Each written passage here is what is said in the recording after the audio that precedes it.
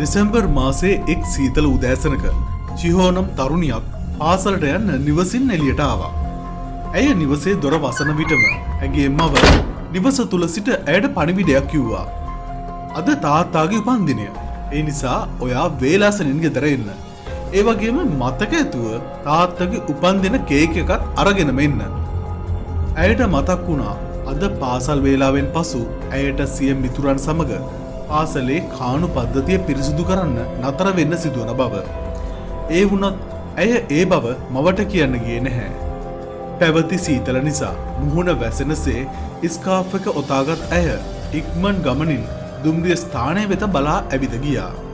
ඇගේ නිවසේ සිට දුම්රිය ස්ථානයට ඇත්තේ මිනිත්තු 10ක දුරක්. ඇය ඉක්මනින් එතනට යන විටත් දුම්රිය පැමිණ තිබුණා. ඇය වහාම දුම්රිය තුලට පිවිසෙනවා. ඇය නියමිත වේලාවට පාසලට යනවා. පාසලට ගිය ඇයට අනපේක්ෂිත සිදුවීමකට මුහුණ දීමට සිදු වෙනවා.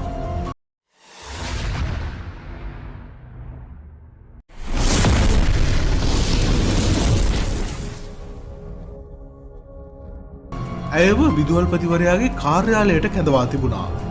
විදුහල්පතිවරයා ඇගෙන් ප්‍රශ්න කළේ විභාග වංචාවක් පිළිබඳවයි. මේ චෝදනාවට ඇය කිසිසේත්ම වරදකාරියක් නෙවෙයි. ඇය සැබවින්ම අහිංසක තරුණියක්. නමුත් ඇගේ පන්තියේ යහළුවන් විසින් ඇයට විභාග වංචාවක් වෙනුවෙන් බොරු සාක්ෂි ලබා දී තිබුණා. ඇයට මෙවැනි තත්ත්වයකට මුහුණ දෙන්නට සිදුව තිබුණේ ඇගේ මව ජපන් කාන්තාවක් වීමත් පියා ඇමරිකානුවෙක් වීමත් නිසයි. ඇගේ ජපන් මිතුරියන් කිව්වේ ඇය අපිරිසිදු රුධිරය ඇති කෙනෙක් බවයි. ඒ නිසා ඇයව නොකළ වරදකට විදුහල්පතිවරයා ඉදිරියට යවා තිබුණා. කෙසේ නමුත් විදුහල්පතිවරයා විසින් මේ සම්බන්ධව ඇයට දඬුවම් ලබා දෙන බවත් අද සවස 3 වෙනතෙක් අනෙක් සිසුන් සමග අනිවාර්යෙන්ම පාසල් භූමිය පිරිසිදු කිරීමේ කටයුතු වලට සහභාගී වන ලෙසත් ඇයට ප්‍රකාශ කළා. ඇය පාසල් වේලාවෙන් පසු අනෙක් සිසුන් සමග කාණු පද්ධතිය පිරිසිදු කිරීමට එකතු වුණා. ඒ වුණත් අනෙක් සිසුන් විසින් නිතරම ඇයව කොන් කර තිබුවා. ඇය මහන්සි වී තනියම වැඩ කළා. කාණු තුල රොන් මඩ එකතු වී තිබුණා. ඇය සහ අනෙක් සිසුන් ඒවා සවල් මගින් එකතු කර ඉවත් කරමින් සිටියා. මේ අතර ඔවුන්ගේ පන්තියේ සිටි කසු නැමැති පිරිමි ළමයෙක් කේන්තියෙන් එතනට ආවා. ඔහු ශිහෝට කෑ ගැසුවේ ඔවුන්ට මේ කාණු සුද්ධ කරන්නට වුණ හේතුව ඇගේ විභාග වංචාව නිසා බවයි.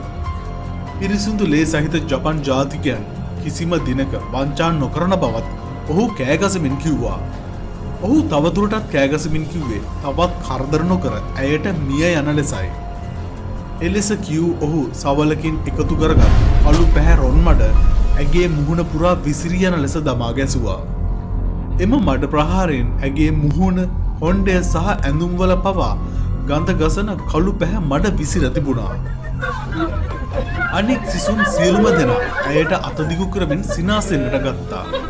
ඇය නිහඬව සියල්ල දරාගෙන සිටියත් සිත ඇතුලෙන් ඇය දැඩි කෝපයකින් පිපිරමින් සිටියා. අවසානයේ අනිත් අයට කෑගසා ඇය ආපසු හැරි වේගයෙන් දිවගෙන ගියා. චිහෝ කෙලින්ම දිවගෙන ගියේ දුම්රිය ස්ථානයටයි. ඇයට අවශ්‍ය වුණේ හැකි ඉක්මනින් නිවසට ගොස් උණු වතුරෙන් සිය ශරීරය පිරිසිදු කරගෙන කාමරය තුළට ගිහින්. ඒ අතර ඇය දකින්නේ දුම්රිය ස්ථානයේ සිටින මිනිසුන් ඇය දෙස අප්‍රසන්න බැල්මකින් බලන ආකාරයයි. ඒ අතර ඇයට එක්වරම මතක් වුණේ ඇගේ මව පැවසූ තාත්තාගේ උපන්දින කේක් එකයි. එය නැතුව ගෙදර ගියොත් මවගෙන් බැනුම් ඇසීමට සිදුවන බව ඇයට මතක් වුණා. ඇය හැකි ඉක්මනින්ම කේක් වෙළඳසැල වෙතට දිවගෙන ගියා. එහි සේවිකාවක් ඇයට පැවසුවේ එළියට වී සිටින ලෙසයි. සේවිකාව ඇතුළට ගොස් ඇයගේ කේක් එක ගෙනවිත් චිහෝගේ අතට ලබා දුන්නා. ඇය කේක් එකත් රැගෙන නැවතත් දුම්රිය ස්ථානයට යන විට එතන මිනිසුන්ගෙන් පිරී තිබුණා. දුම්රිය මගින් එකිනෙක තෙරපෙමින් සිටියත් චිහෝ දුටු විට පිළිකුලෙන් යුතුව ඇයගෙන් දුරස් වීමට ඔවුන් උත්සාහ කළා. මේ වන විට ඇය වෙතින් මඩ මිශ්‍ර දුර්ගන්ධයක් හමමින් තිබුණා. ඒ නිසා බොහෝ මිනිසුන් ඇයව තමා අසලින් ඉවතට තල්ලු කළා.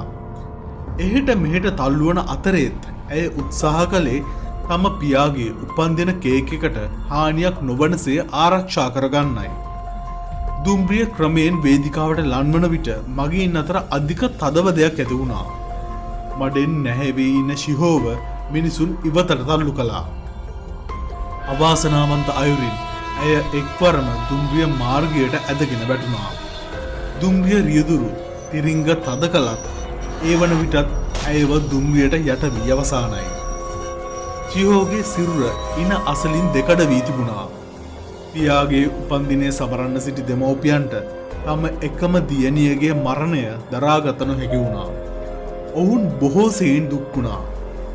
ඒ වුණත් ශිහෝගේ පාසලේ මිතුරු මිතුරියන්ට නම් ඇගේ මරණය දුකක් වුණේ නැහැ. එය ඔවුන්ගේ සතුටට හේතුවක් වුණා. ඔවුන් ඇයගේ මරණය සිදු වූ ආකාරය ගැන විහිළු කරමින් විනෝද වුණා. ඇගේ සිරුරේ ඉතිරිව තිබුණේ ඉනෙන් උඩ කොටස පමණක් නිසා අවමංගල්‍ය අධ්‍යක්ෂකවරුන් විසින් ඇගේ සිරුරට 50%ක වට්ටමක් ලබා දෙන්නට ඇතැයි ඔවුන් සිනාසුණා. මෙලෙස ඇගේ මරණයෙන් විනෝද වෙමින් සිටි ඔවුන්ට එදිනත් පාසලේ කාණු පද්ධතිය පිරිසිදු කිරීමට සිදු වුණා. සියලුම වැඩ අවසන් කළ ඔවුන් නිවස වෙත යන්න දුම්රිය ස්ථානය වෙතට ගියා. ඒ වන විට තරමක් සවස් වී තිබුණා. දුම්රිය ස්ථානයේ තිබුණේ ඉතාමත් පාළු ස්වභාවයක්. දිවා කාලේ මහන්සි වූ නිසා සිසුන් පිරිස සිටියේ වෙහෙසට පත් වෙලයි. ඒ නිසා ඔවුන් නිහඬව දුම්රියක් පැමිණෙන තුරු බලා සිටියා. ඒ මොහොතේ ඔවුන්ට එකේ ලෙස අමුතුම ශබ්දයක් ඇසෙන්නට ගත්තා. ඔවුන්ට කුතුහලයක් මෙන්ම යම් බියක් ඇති වුණා. ඒ මොකක් වෙන්න පුළුවන්ද? පිරිමි ළමෙක් විමසා සිටියා. ඒකනම් හිතාගන්න බැරි අద్భుත හඬක්. තවත් ළමෙක් කිව්වා. ඒ සමගම ගැහැණු ළමෙක් බියෙන් කෑගසමින් කිව්වේ අන්න එයා එනවා. ඉනෙන් ඉහළ කොටස පමණක් ඉතිරිව තිබුණ ශිහෝ තියුණු ආයුධයක් අතැතිව රේල් පාරේ සිට ඔවුන් දෙසට ඇදෙමින් සිටියා.